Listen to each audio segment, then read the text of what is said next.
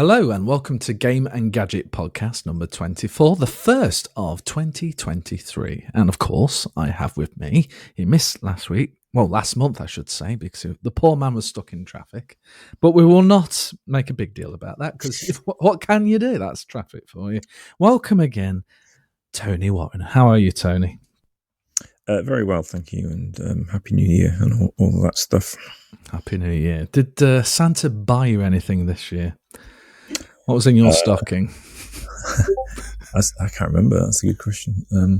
Not a right lot. What did I get? I bought myself to give my daughter to give me a thing for making pies with. So making pies is my thing this year. I'm going to make pies. Any particular pies? I don't know. Maybe chicken. Oh, chicken pies.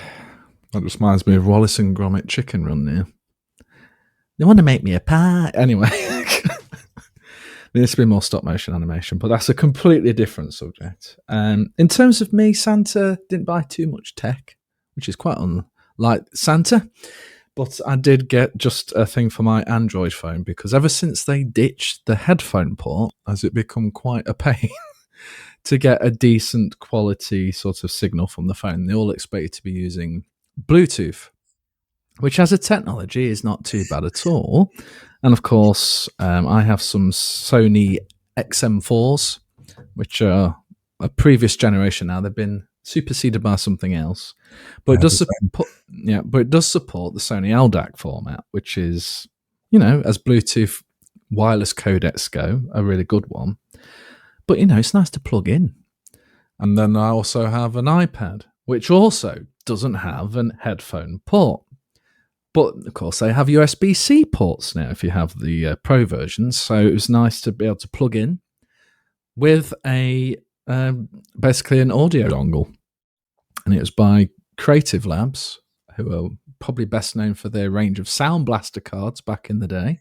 Sound Blaster 16. Yeah, that was my very first sound card, the Sound Blaster 16 Value, and then I think I had the AUR32, the AUR64, the AUR-G2, the X-Fi, and I think I stopped there. I went with an Asus after that, which it's probably about 12 or so years old now, and it's still in my modern computer because it's just that good. But yeah, they still do sound cards. They also do a lot of, they do, believe it or not. I think they're like the gaming pedigree one, low latency and all that, whatever. But I'm sure it's all very good. Although I guess the audio in modern motherboards has got a lot better than it would have been when I used to buy a sound card, because when it was early on days, it was pretty spotty compared to having a dedicated sound card. It was also a pain to support. I mean, that was the nightmare days of PC dev, wasn't it? When you had to support different sound cards. Because there was another one. What was the other one? Roland or something. Roland something? What was it? Roland MT something? Oh, the MT32, as in for the music playback stuff. Well, that was it, wasn't it? Because in old DOS games, you had the long list, and you'd always have to select what's your audio driver going to be, and there'd be Sound Blaster. And then there'd be I'm trying to think of all the other ones now. There would be Gravis, ultrasounds, and all that sort of stuff. Gravis, yeah. I don't think I really heard them. The whole thing was a nightmare. Yeah. But then, of course, you had to select your music driver. And then there'd be your Sound Blaster. And if you were very lucky to own one, a Roland MT32 for probably one of the best experience of music playback at the time. But for most people, it would be ad-lib compatible stuff. So FM synthesis. Hopefully you weren't unlucky enough to be driving only off a PC speaker, which were lots of beeps and bops. So FM synthesis was certainly tremendously better than that. But yeah, the cream of the crop was definitely the MT32. And then after that would be the Roland Sound Canvas. All good stuff. But yeah. It's pretty funny that you Android guys have now had your headphone sockets removed from your phones, because weren't you laughing at us for like 6 months when Apple first used Courage? They used Courage to remove the plug, didn't they? Courage. Yeah. I kind of remember the Apple reasoning for removing it, and I'm sure at the presentation there was like this short video of like the telephone exchange with the big cables going in and out. It's like, really? Well, there was something of that vein, and it's like, it's just convenient. And even now, my stepson is like, we went to a shop that had a big discount going on. I think they were closing down, which is unfortunately seems to be a lot of what's happening at the moment on the high street. But we found some wired earphones, and he forgot his wireless ones. So I just naturally thought, if I buy these wired headphones for £1.50, I can listen to music while we're walking around. Nope, no headphone port, forget it. You need something a little bit more fancier than that. But I wasn't one of the ones laughing, because I knew if Apple were doing it, there was a good chance that Android would follow after Samsung and Motorola and who else would mock them for doing it. Yeah, they would. Samsung would mock them and then copy them like 3 months later, wouldn't they? You just know that's the way that will go. Yeah. But I think the port, it took a big chunk of space in the machine, didn't it? I think that was the main reason. But I don't really. I don't miss it. I like my Apple AirPod, whatever they're called, and I sometimes use those, and sometimes use the Sony MP4s, depending if I want to hear the doorbell or not. It's basically the decision point with that. Because the Sonys are so good that you can't. I can't even. The thing here is really loud, but you can't hear it with the audio. Whatever it's called, noise reduction. All the noise. Yeah, the noise reduction, removing the background audio the best it can. It's fantastic. So I don't miss it. I mean, we were all aghast for about 10 minutes, and then now we're in the era of arguably better technology. So. It's not too bad. Argue with me then. What arguably better technology do we have, other than in a wireless world? But we were kind of in a wireless world at the time. We had a choice of plugging in or being wireless. The big fat wire from a phone to your ears is not. It's not really that good, is it? It says the guy's just had one delivered from Santa, so he can plug in by wire to his iPad Pro, so he gets proper lossless audio quality. Yeah, but you're an audio person, aren't you? You're not a normal person. Yeah. Does this Mac have? I think that the Macs still have the headphone ports. Do they? Yes. Excuse me, everybody. Oh yeah, there it is. Yep, there it is. He didn't even know. That's how much he's utilised it. Didn't even know. Why has it got that? It's a what a waste of space. They could have put another USB-C there instead. That would have been infinitely more useful. They kind of gave and take away with that audio port. So my MacBook Pro from 2013 has a headphone port, but also you can use it as an optical out digital port. So if you've got the right plug, you can still go to good old fiber optical, which was very nice because it would pass through surround sound signals, which I use Plex, or just have a nice clean signal. On the newer ones, that's all gone. So there is no fiber optic support optical anymore. And instead they've given you like a boosted volume for headphones that require more power to go through for it to really make the headphone shine. Apparently it's still got a way to go to really be for those more expensive headphones, which rely on a lot of power to drive them. But they've made some progress into making it a better experience for those that have. But yeah, the fiber optic's gone. So yeah, it's still there, but it's slightly worse in one scenario and slightly better in another.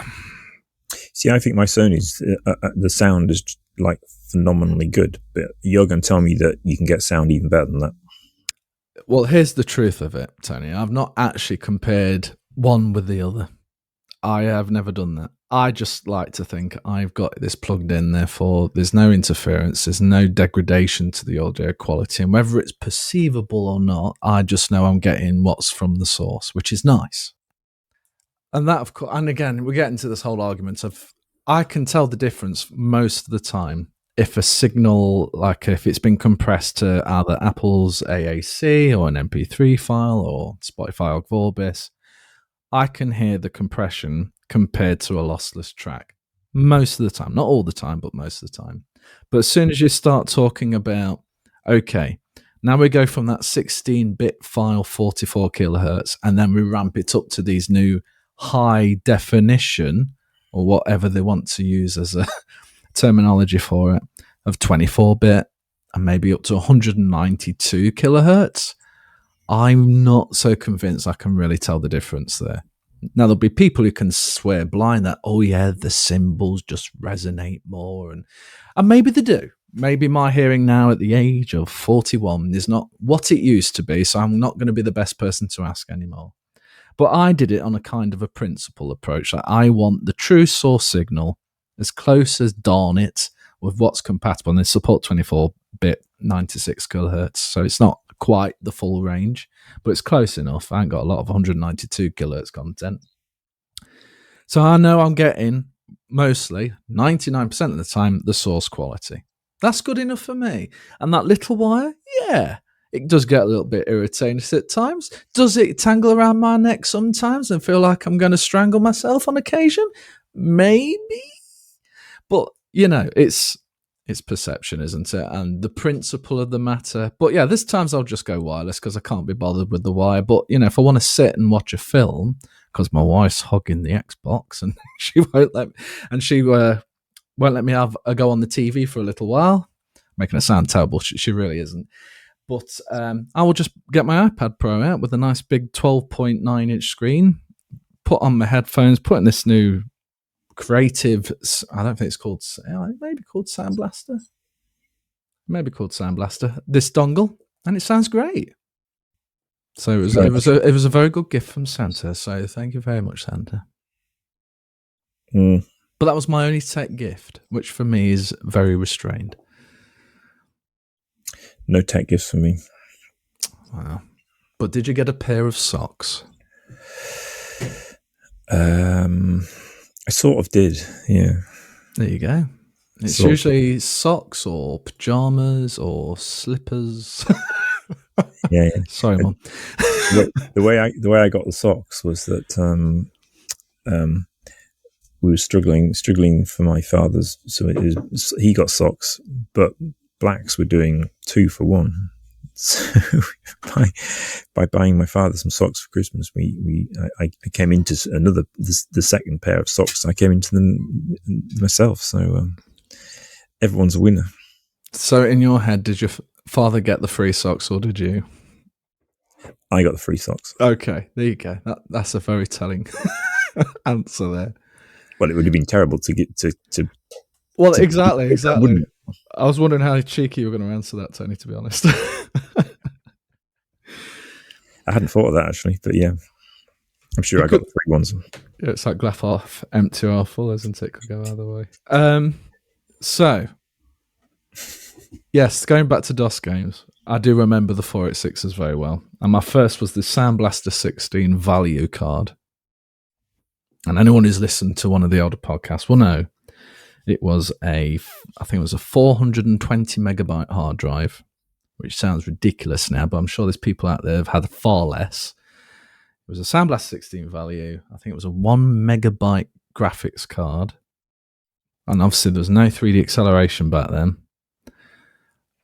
It was a 66 megahertz when in turbo mode and 8 megahertz when you turn turbo mode off, which I think would have been for much older games where if you'd have done the turbo mode for them, they didn't run better. They just ran a hell of a lot faster. So it wasn't the same game anymore. That seemed to happen a lot of older stuff. So it was nice to have that toggle. And it had a dual speed CD-ROM drive, which meant it went twice as quick, I believe, as a CD audio would read from. So not particularly quick. And there was still, even in the early days, games where if there was a lot of FMV, moving video, then it would stutter. The sound was probably okay, but the video would be sort of lurching as you watched the playback. But certainly for the earlier games, like The Seventh Guest, it was like mind-blowing to see the video playing. But yeah, I do remember having to select your sound audio driver and then your sound music driver, and then the 486 could very rarely ever do, like, if it had screen display modes, was it going to be 320 by 200 or 640 by 480? I pretty much guarantee it was going to be the lower res mode, because it was only by the time I think you got to the Pentiums did you able to get the high res stuff. High res 640 by 480, my friends, was high res. Pentium inside. Yeah. I mean, when we go back to early development with you, Tony, and trying to cater for like the audio side and the video side, I mean, was it as much as a nightmare as it sounds? Because there were certainly plenty of options to choose from. Well, it was a bit of a faff. I mean, we had lots of problems with all sorts of things in DOS. I mean, DOS was just hard. The engines were difficult because of the page switching. You know, we used to use DOS extenders and stuff to extend the memory, and it was all fairly horrible. And floppy disks were hard to deal with. As in just the format of floppy disks. Well, swapping them around. You know, if you wrote a multi-disc game, you know, it's going to say, you know, you had to design around it because you didn't want, you needed to know what files were on which disc, and they needed to be in sensible order. So, I mean, if you had imagine an adventure game where you're going like Steel Sky, where you're going from one part back to another part, like, you know, potentially it's going to say, oh, look, you've gone back into this room, so that's on disk 3. So take disk 4 out and go back to disk 3, and we'll load the stuff in, and you know, and then you leave the room, and it's, oh, you need disk 4 again. You know, potentially you could get into a right mess with it. So it was just stuff you didn't really want to think about, and don't have to think about anymore. You know. So yeah, floppies were bad. Drivers, I don't remember we ever had any big driver problems at Revolution, but over anything else. I mean, the audio tended to come from outside people, and I can't remember how we did. Yeah, I can't remember how it used to work. What we used to get from the musician person, and where the actual driver handling stuff came from. I can't remember. I mean, there were lots. You know, there were, by the time we were writing DOS PC only games, that we had 3 or 4 programmers. So that low level techie stuff wouldn't have been me. I was more like gameplay and scripty stuff. You know, more the game than the driver side. So it was just going on around me more than me having to deal with it. You know. But yeah, it was PC in the early PC, and then it was all quite difficult. And then DirectX came, and DirectX they kind of saying we're going to solve all the problems by I can't remember the word now. You know, everything was going to be hidden behind DirectX, so DirectX would shield you from the driver side. You'd have a common interface and all that, and it kind of worked. I mean, for us, it worked because we were doing simple stuff. And I remember Direct3D, or the 3D guys were getting very upset because you know it didn't work at first, and you had to query the machine, see what it could do, and it could do X, and then it would say you could do Y as well, but it couldn't do the both at the same time. But there was no way to know that, and the people used to write very long blog posts saying what fools Microsoft were, and none of this was going to work, you know. And people like Carmack would say, yeah, none of this works, we're going to go OpenGL. And, you know, there was all that kind of debate for years and years. But, you know, we were lucky to avoid all that 3D stuff at Revolution, because we were 2D until in Cold Blood. And what about Broken Sword 3? There must have been some direct 3D usage there for the 3D stuff. It was Renderware, wasn't it? Was it Renderware? Yeah, I think it was Renderware. The thing that Criterion Software, I think that was what we used for that. Yeah, I think it was.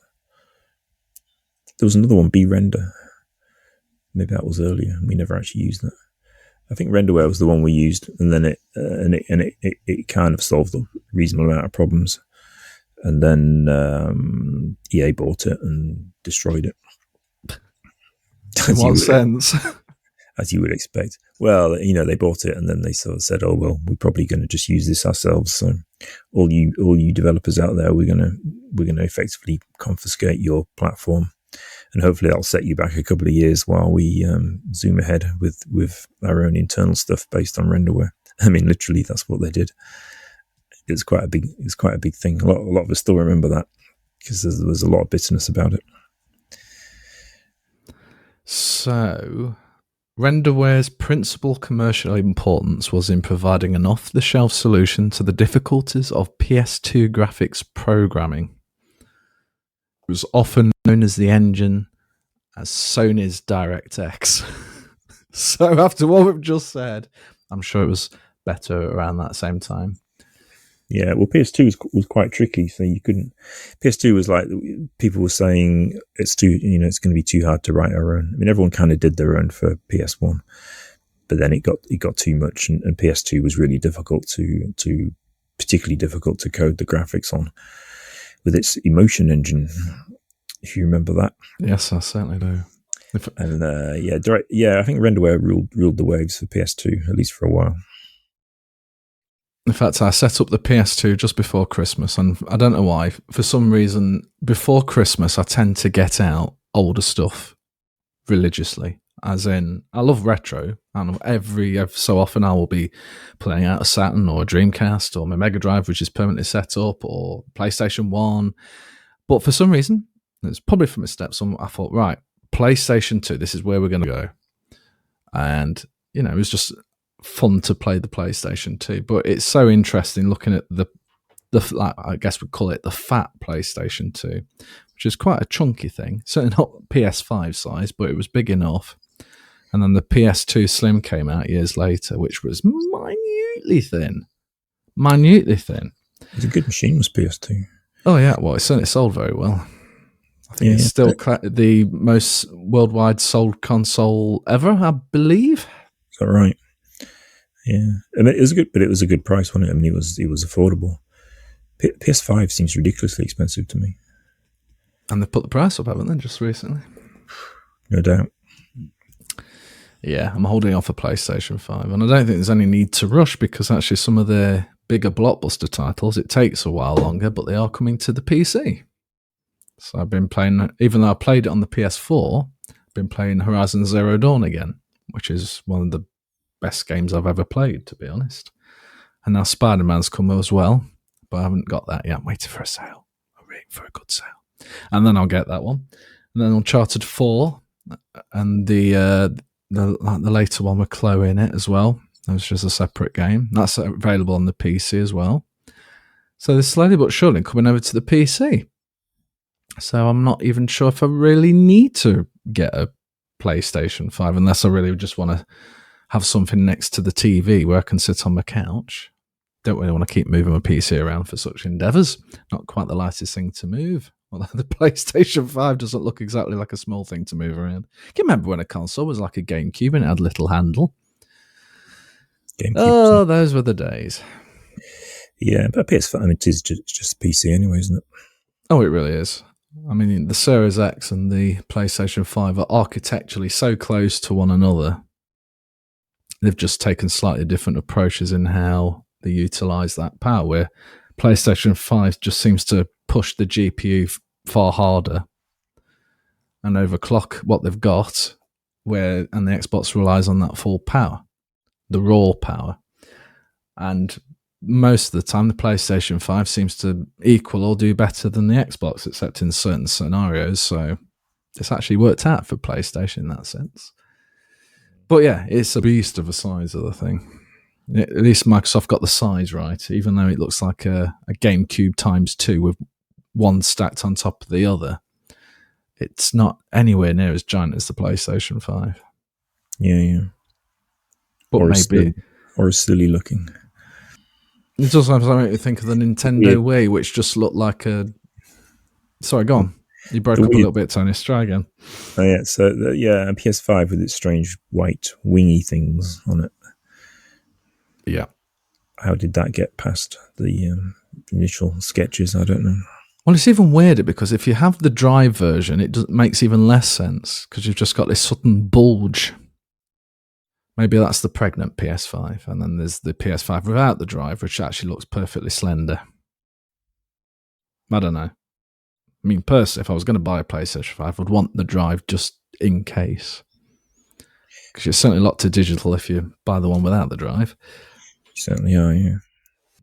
And that would screw up backwards compatibility if you had the disc still. Yeah. Well, these things are no interest to me anyway, because I'm just retro these days. So. Oh, you are indeed. I mean, your Steam Deck, is that getting a fair bit of usage? I love Steam Deck. It's so good. It's a great thing. I've yet to try one. Very eager. Maybe that's one of my many excuses to come and visit you one day quite soon, is because I would like to see the Steam Deck in the flesh, because it looks, I won't say ridiculously large in size when compared to something like a Switch, but it does look rather chunky. So is it still as comfortable as you were saying not that long ago? It is. I mean, you get it out of its box and you go, blimey, this is big. But then you start using it, and within a minute or so, it's like completely natural, and you get all the benefit of the screen, and the controls are nice, and everything feels right. I mean, you instantly get used to it and accept it for what it is. And then, you go back to a Switch or something, and it's like a tiny little squashed console thing. So, you don't worry about the size. It doesn't matter. And it's not like, well, I mean, I guess you could carry one around. I mean, you need a bag to put it in, but if you're going to be on the train, it's not a problem to have get a Steam Deck out of your bag and start playing it. I mean, it's not like you play a game while walking or something, is it? Or cycling? Where it's not a problem to hold it in two hands. So, like, who cares if a Switch is like that and a game deck is like that? What's the big disadvantage of it being like 3 inches bigger or something? There isn't one really. It's just different when you first see it. Yeah. It's clever. It's a clever thing. It reminds me, I'm saying that a lot today, but I guess it's a time for reflection as we've started a new year. But PlayStation 1 had like a screen you could get which would attach to it. And except for the fact you had to plug the darn thing in somewhere, it was kind of portable because it had the screen. And I guess in the car it was quite handy. And then the GameCube had something similar. I don't think anyone was really daft enough to do it for the original Xbox because it was so huge, but certainly for the smaller consoles, and I'm talking in retail here, I'm not talking about like a homebrew product that somebody's done in their spare time to make a good YouTube video. But certainly those smaller consoles, those earlier consoles, you could often get a little screen that would attach to it. Whether it's for in the car or maybe to go in a bedroom and just have something it's just in the corner. If you didn't want them to have a full TV, that was always an option. True. Yeah, I mean, you still need mains electric though. You do indeed. I'm waiting for the day then someone creates a screen for the PlayStation 5 and counts that as the portable solution for your PlayStation 5 gaming needs. Be like an iMac, but PlayStation. Yeah, you could attach a 32-inch screen on that quite comfortably, I'd have thought. Yeah, if they were smart, they would look. I mean, Sony have been burnt by handhelds multiple times, haven't they? But They've tried. They have tried, but they could look at. I mean, a PS5 Steam Deck would be quite an interesting prospect, actually. But isn't that what we say about every Sony handheld? Like the PSP was heralded as this is like a PlayStation 2 in your hands. Then the Vita came along. This is like a PlayStation 3 in your hands. And now you're trying to tell me something like the Steam Deck will be like a PS5 in your hands. I feel like we're on the same failure trajectory here. Well, except that, those machines, those early Sony attempts, they were custom platforms, weren't they? And they also had their own media. And half the problem, if you look at the first one, the PlayStation 4, I mean, goodness me, that it was so complicated. I mean, it must have cost a fortune to build the thing because it was like all the moving parts of the discs and stuff where it went in. It was a hugely complicated thing, and it was kind of heavy and the whole thing was weird, wasn't it? I mean, you can see why they didn't make any money on it because it was so complicated. But you see, my PS5 deck would be just a digital PS5, wouldn't it, with its own screen? So it's just a case of, it's not like you have to go to developers, right? Here's a new platform, or here's a new media that everything has to be duplicated onto, and it's all high risk. It would just play PS5 games. So it would have to have a nice fast SSD as well. Sure.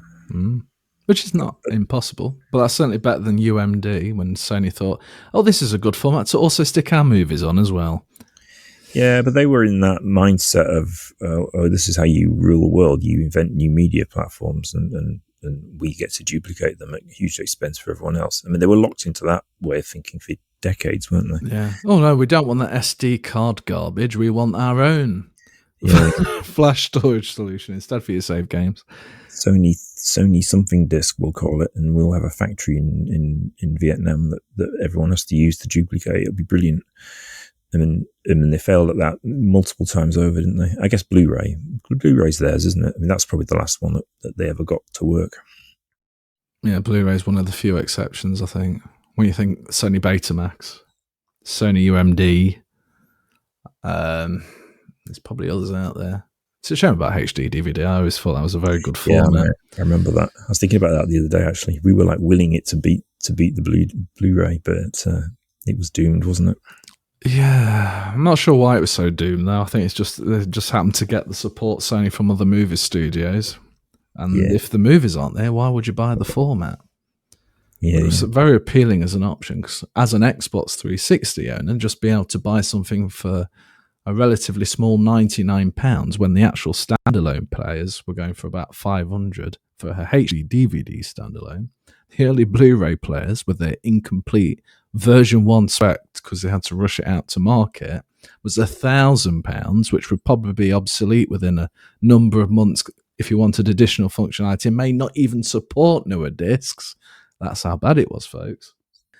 Then that was a very appealing option, and Microsoft actually did a lot of the interactivity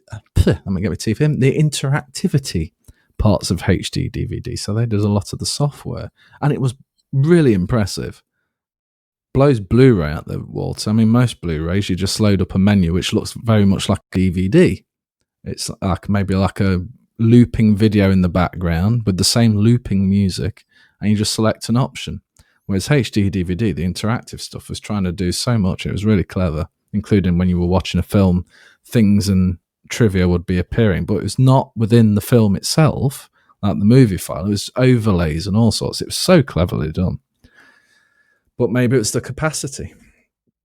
That just wasn't quite enough for some of the studios. I wanted that little bit more. Because they needed it for 3D. Yeah, 3D. 3D tellies. I was remembering them the other day. At one point, it was all 3D tellies, wasn't it? It really was. What happened to that? I guess people just didn't like wearing the glasses. I mean, that's why I love my 3DS. It only works because it's one person using it. If someone's watching off to one side, the 3D is destroyed and it looks just like a mess, a flickering mess.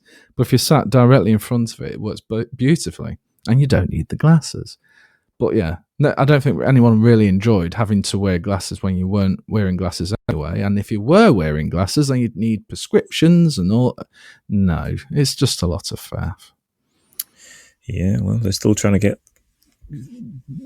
eye-based 3D stuff to work, VR and all that stuff. Yeah. But that's for the solo person. Mr. Zuckerberg has staked a lot on it, hasn't he? And the whole metaverse thing. Yeah. Good luck with that. Well, apparently they've spent billions on the thing. And got nothing. Well, the tech demos look quite good, but I don't really see the point in emulating something you can do in real life, like the quite mundane things. Here's a triple monitor. Well, that's great. I'm literally sat in front of a triple monitor setup now. Why do I need a headset that does that? Someone will get it working, and there will be metaverse things, I'm sure, but it won't be Facebook. It'll be from someone you don't expect, who just happens to get it right. I think for Facebook to try and pivot into this, it's a big ask, isn't it? I mean, there's just no way they're going to be the winners. There's just no way. I just don't see how it's going to catch a mass market appeal, though. Because, we've just been talking about 3D, and people were put off 3D because you had to wear the glasses. Well, now you've got to wear a chunky headset instead, which is far more irritating, I would have thought, than putting on a pair of glasses. Yeah, and to do what? To do what? To have a meeting? Well, this is it. I mean, with I've played VR headsets. Era graphics. Yeah, exactly. I mean, I've played on VR headsets, and they're fun for a short amount of time, but the novelty wears off. 3D, I could see as kind of longer term play. If they can figure out how to put a TV in the living room and everybody in that room, no matter what angle, sees 3D without any accessories placed on one's head or chip in one's brain, then maybe they're onto something, because 3D for a TV, I mean, just look at it for a 3DS, it's great when it works. But holograms like Star Wars where R2-D2 projects the layer. Help me, Obi-Wan. You're my only hope. Help me, Obi-Wan Kenobi. You're my last hope. They've got to get that working, haven't they? This is not the VR headset you are looking for. Exactly. Yeah. No. Apparently it's quite hard though, because the problem, of course, is where you project on. You project the hologram, and the light has to stop. It has to be projected onto something, but there is nothing in air. It's just air, isn't it? There's nothing there to project the hologram onto, so it's really difficult. I don't think anyone's going to rush to get a hologram or 3D that involves a headset or glasses. And I think the good old 2D flat screen, I mean, people are still rushing out to get CRTs now when they can second-hand, so they can play retro consoles as it was meant to be. Would you not have, if it worked and it was safe, would you not have a chip in your head that projected things into your vision? No way. No way. Have you not read the whoever it was, the William Gibson book, where everyone's got they have a clock, they have the time in their vision? Like, that's useful. I have a watch on my arm. Yeah, but and that's kind of in my vision. I just hold it up here. You wouldn't have to look at that, you see. It's always, I mean, I thought that was pretty cool. Oh, no. No. That would be great. I mean, I love technology. There's no way I would have a chip in my head, because even I like half a day or a day where I just go, right, today is a no technology day. I want to break from it. You switch it off. Well, can you? You just think, switch off. What if you skimped out on the price of the thing, and instead of getting the one without the ads, you pay a little bit more and get the Amazon one with the ads? So as you turn it off, suddenly you get a little, oh, did you realise such and such a series has just begun? Yeah, you would. you would be getting adverts in your brain all the time. It'd be quite funny, wouldn't it? Imagine funny for the person watching somebody else suffer. Yes. I've got the free Musk chip in my brain because it's got some good features for navigating. But I keep thinking about Coca-Cola and McDonald's. And why? And it's injecting thoughts into your head. Imagine that. But trying that full auto drive Tony mode, are you, for walking around? Yeah. But this is the end game, isn't it? This is where it's gonna get to eventually. You forget the glasses and the headsets. I mean, just go forward 20 years or whatever it's going to take, and it'll be the chip, and it'll be the thoughts, augmented thoughts, and augmented vision. I can't think of anything worse. I think it sounds quite good. I am completely in the opposite camp. I am a geek. I love technology. I love virtually every aspect of what it can provide, even the silly stuff. It doesn't have to be necessarily having a specific daily use. But to imagine something in my brain, I'm quite happy with a smartwatch on my arm, which I can take off at any time I want, but to have something permanently there. Just imagine what could go wrong. It'd be great for cheating in exams, wouldn't it? Well, this is it. How would that work?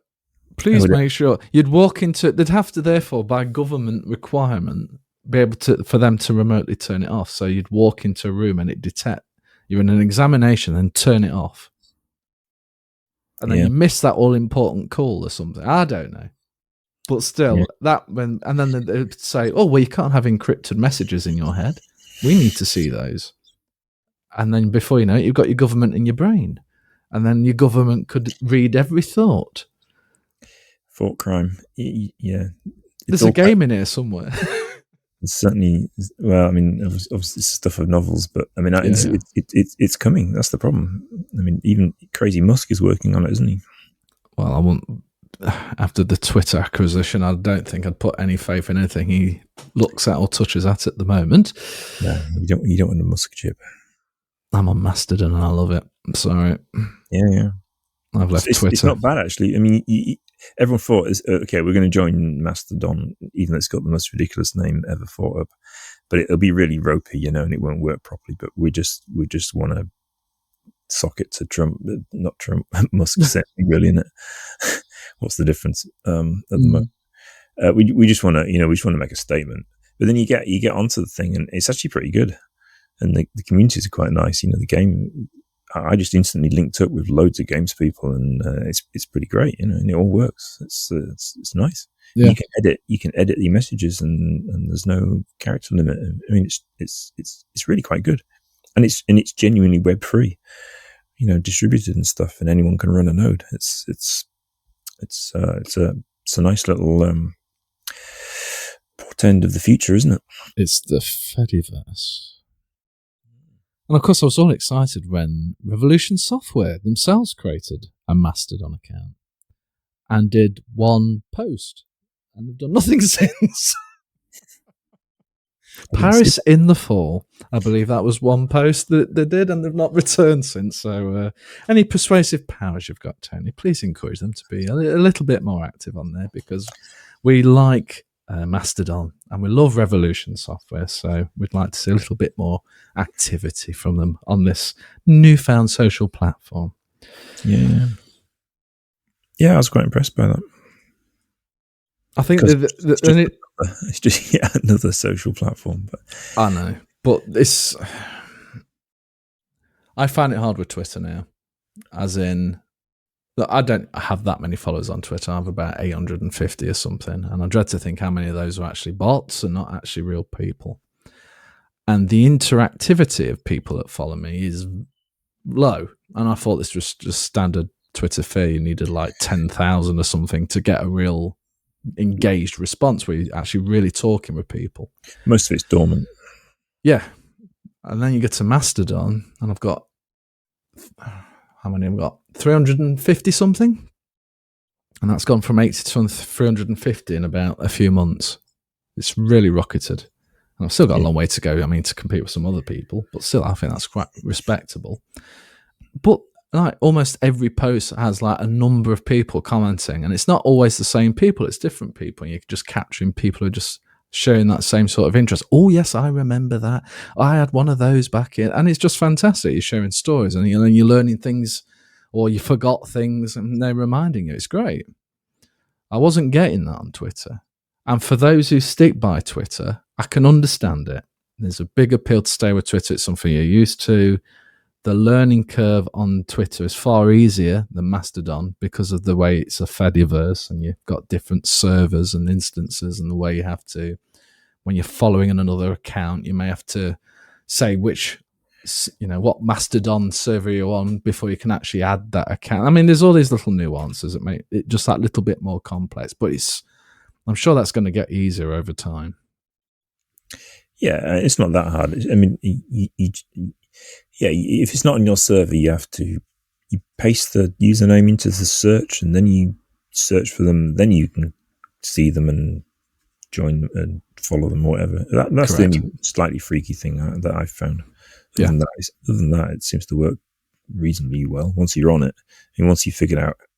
I mean, at first, you're going, "What? Choose a server? What's that about? What difference does it make? What server I'm on?" I couldn't quite understand how that worked. It seemed to be something that other people understood and I didn't. But so I just picked one at random, really, and didn't seem to make any difference, So yeah, I went with the official one because I thought that was quite low risk. So James Woodcock at Mastodon.social, which again is a bit of a long thing to remember. If you're on Twitter, you just go, "Oh, it's at James Woodcock." That's straightforward enough. But no, it's James Woodcock at Mastodon.social.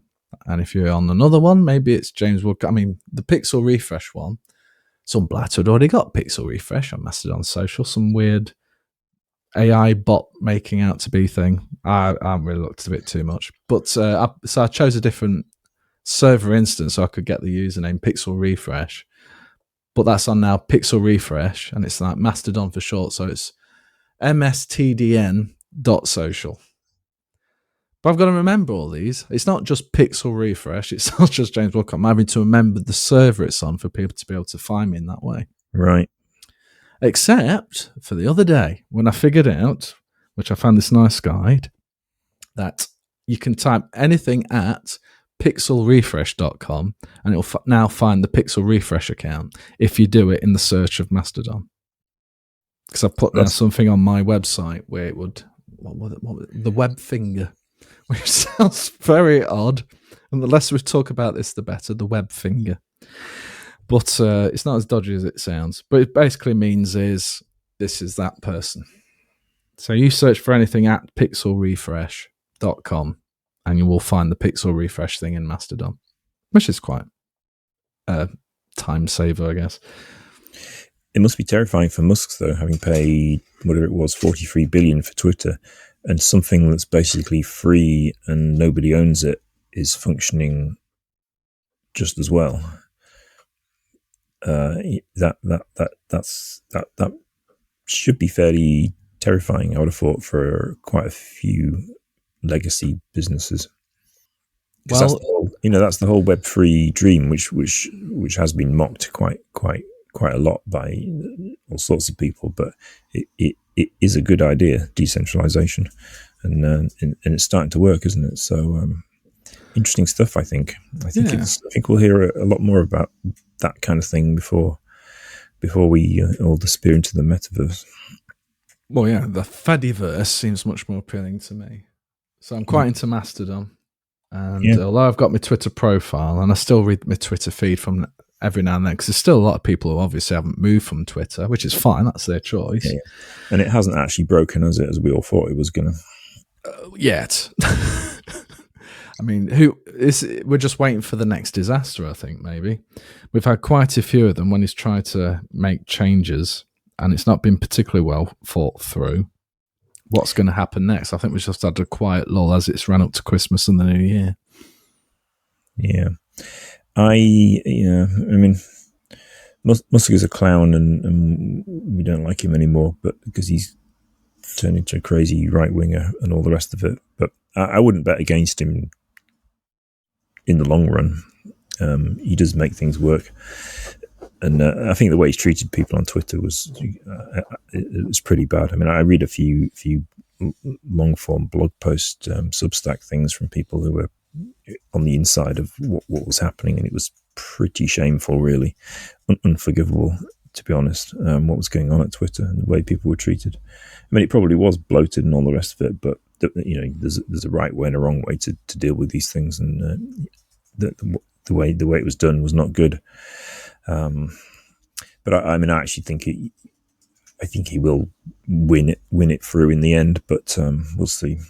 Yeah. But it'll never be the same as it was, and he's enabled the idea of people not being on Twitter and doing other things, and going to Mastodon and all the rest of it. So I mean, he's weakened it in the long run by allowing all this turbulence. I think he's weakened all social media that's kind of been belonging to. I mean, Mastodon is maybe the alternative to Twitter, and there's lots of others out there, but I think that's the one that's been the dominant alternative, although it's still got a long way to go to catch up with Twitter. But I'm sooner have less followers and more engagement, and know I'm in a relatively safe place compared to Twitter, where you just don't know what's going to happen the next week. And morally, I just can't find a reason to continue posting any new content there, except for those who follow the Pixel Refresh account. If they're following me personally, you have to follow me on Mastodon now. I'm not posting new content for me. But if you're following Pixel Refresh, fair enough. You're using Twitter, and that's your choice. And I want to make sure you've got that choice. So I'm going to continue posting the updates for Pixel Refresh, the website. But then it's got me thinking about, okay, if Mastodon is the Twitter alternative, what's the alternative for some of these other services I'm using? And I think Facebook's the big one, isn't it? Yeah, and I think that's the danger. So Instagram is a key target for me next. I'd love to come off Instagram. I understand why we've got ads, but it's not just ads. It's ads. It's suggested posts. It's this, the algorithms, and trying to change the feed. And just give me the content in the order that I want it. The ads, I understand. It's a free service. That's fine. but it's just got so bloated with all this other stuff. And then there's an alternative for Instagram, because now there's things like Pixel Fed, which is like an Instagram alternative. And it's certainly not got the numbers like Mastodon, but it's the same Fediverse. It's this same activity pub protocol that they're all sort of diving into to use. I think there'll be such a thing. I don't see it as yet. And I mean, I have better thoughts about Instagram than I do Facebook. Facebook, I really dislike. I'd like to see that go down. I mean, it is already as a company in a long decline. I mean, it'll take years and years, but we've had peak Facebook, and it will slowly dissolve to nothing over the next whatever it will be, 10 years or something, 20 years. But Instagram, I still quite like it, but it's a mess, and they're constantly panicking and trying to copy whatever it is, TikTok at the moment, and all the rest of it. Exactly, which I've also resisted getting involved with, but apparently it's quite good for game dev promotions. So I might one day have to sell my soul and wade into the TikTok world. Well, that's a very different universe, isn't it? As in, very different. You've got your creative, and you want to get your creative works out there, so you will go where the numbers are.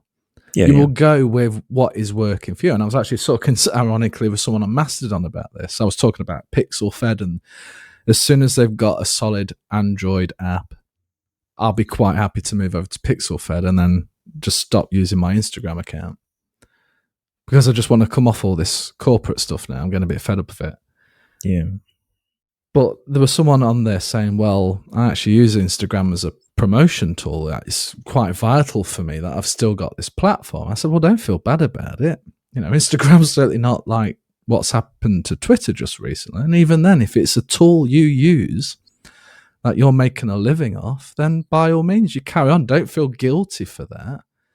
But I wasn't using it in that sense. I was using it as a conversation to share some thoughts, to get some engagement and just talk to people. Well, I can get that on Mastodon without all the stresses of Twitter and all the nonsense that's been going over there over the last couple of months. And it's just got me thinking as a wider view. Now, I think the harder sell is things like, if there was a Facebook alternative, which someone did recommend, I forgot the name of it now, but I can't imagine some of my family members signing up to something where they've got to pick what server instance they're going to use. I think that's just going to blow their mind. So, for the Twitter users who think, okay, I need to look at Mastodon, fine. They'll probably go that extra mile because they're maybe a little bit more techie, maybe a little bit more capable of using these sort of things, and then we'll want to learn about it, and we'll spend the time to learn and engage and et cetera, et cetera.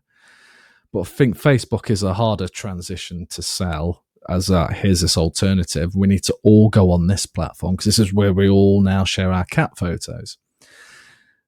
But another one I'm sort of dabbling with is like a YouTube alternative, which is like the PeerTube universe.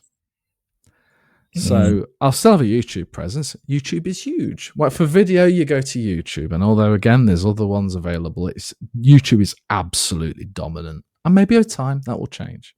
But I am sort of dabbling with hosting the Gaming Gadget podcast on the Fediverse, through PeerTube.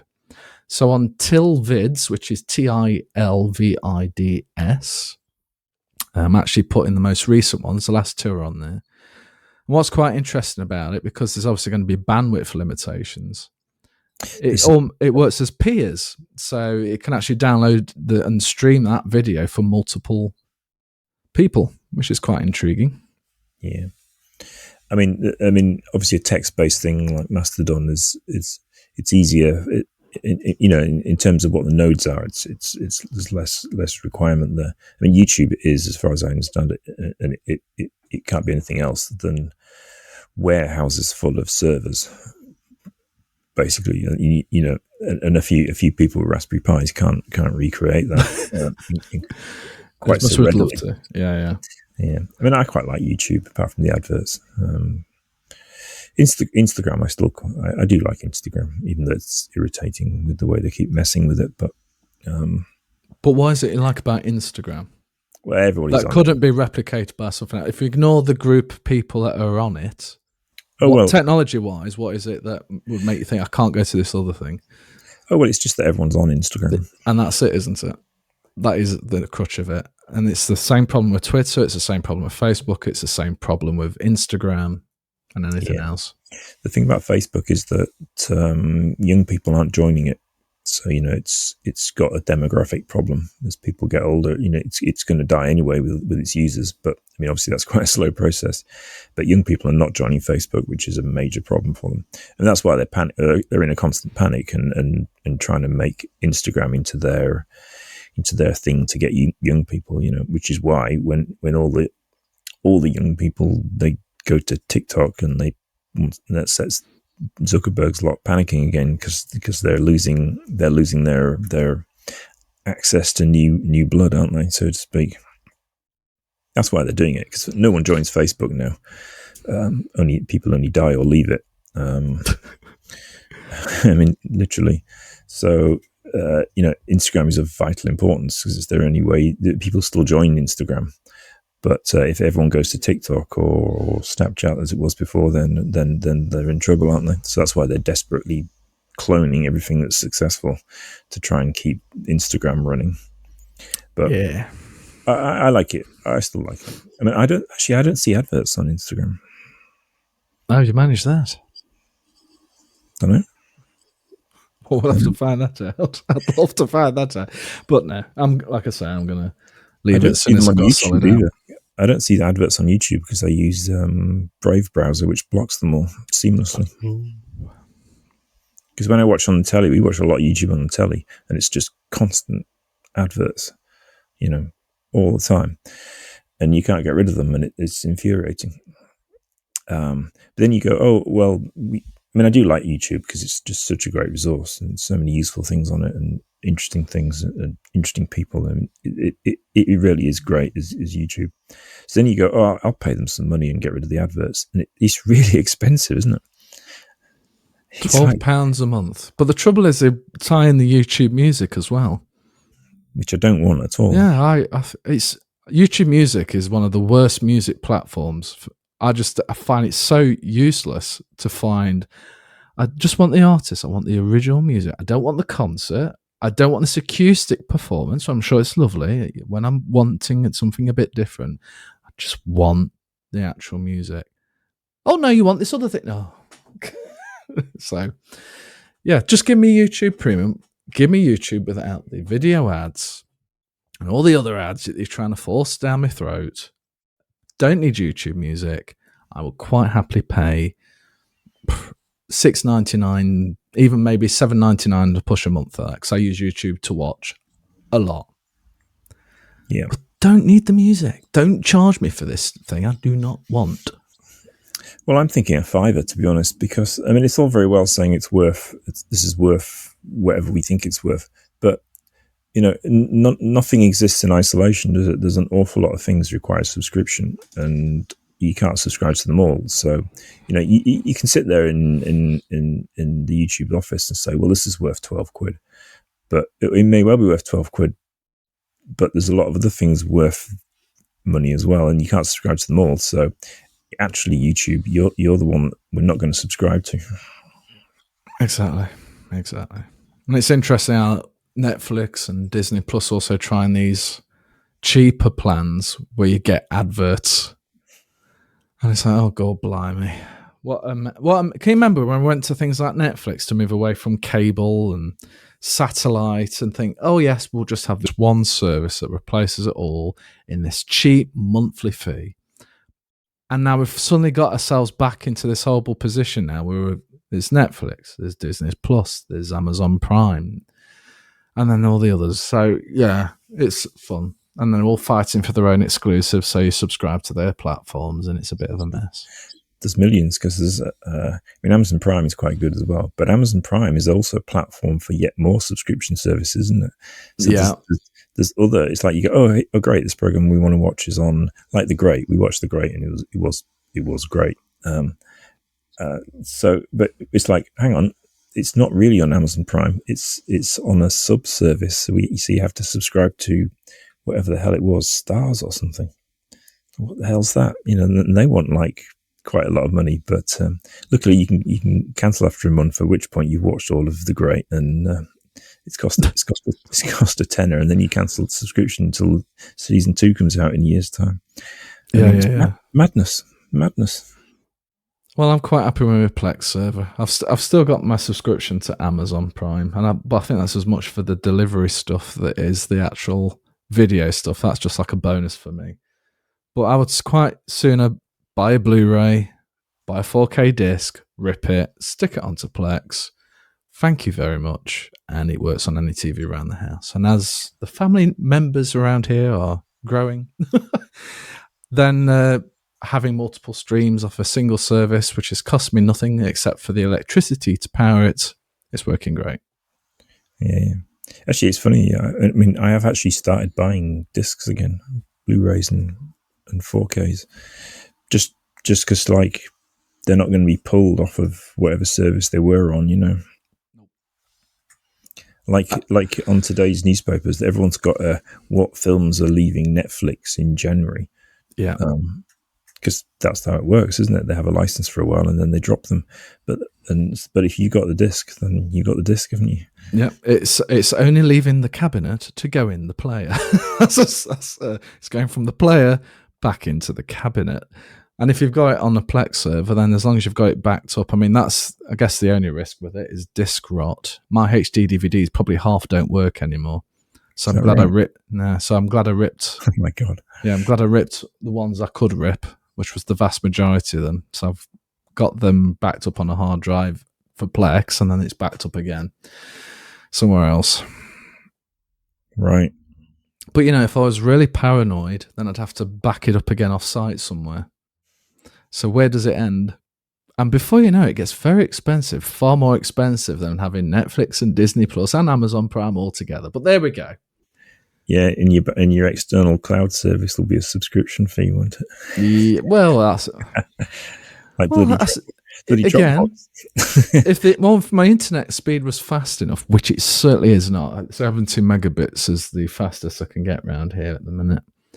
And then whoever I was sending it to, if I had a hard drive set up at their house, I could just send it to them rather than a cloud service. I do not know how much it would cost. I've got 36 terabytes total, if you include the backups. It's a lot of data. So of the actual Plex data, I've got 18 terabytes available space, and I've got about 3 gig free. So 15 terabytes I'd need to back up somewhere. That's not a small cost. Well, at some point someone will do a Dropbox that's web free, won't they? And then it'll just that'll be a good thing to do. I use Backblaze, which is £6 or something, and that would back up everything. Backblaze is great. Another great thing. Okay. Well, I think what we need to do, Tony, is Dropbox I dislike intensely because their subscription model is ridiculous. But Backblaze it's only for backup, but it's a very good peace of mind. I do. Well, if we ever decide to chum up and have a NAS at each end, so we back up each other's data remotely, so we've got an external backup. Yeah. Well, that makes a lot of sense, doesn't it? Well, yeah. I suppose you could just take the dump of all the files for the first time, stick it on the NAS, and then I guess I'd bring it round to you, and you do the same for me, and then it would just trickle anything that's new. Yeah. And then I feel that it's like protected forever. That's what you want, isn't it? Okay. Well, we've been speaking for over an hour, which is great. We've certainly gone into about 50,000 different topics on this one, so I'm going to have great fun trying to list them all on a list for the podcast show notes. Mostly grumbling about stuff, but yeah. Yeah, I think that's a good way to start the year. We've grumbled about everything that's happened in 2022, and I'm sure in the next podcast we'll be far more enthusiastic about having a chip in our brain that has ads. I would do it. I want the clock. Okay, for the next podcast, you need to create me a little list of why this is a good idea, why it won't go wrong, and what are the key apps and things you would want in your head. Google Calendar reminders. That might actually be quite useful. But anyway, I need a more extensive list than that, Tony. But you take care, everybody, and thank you again for joining us in the Game and Gadget podcast.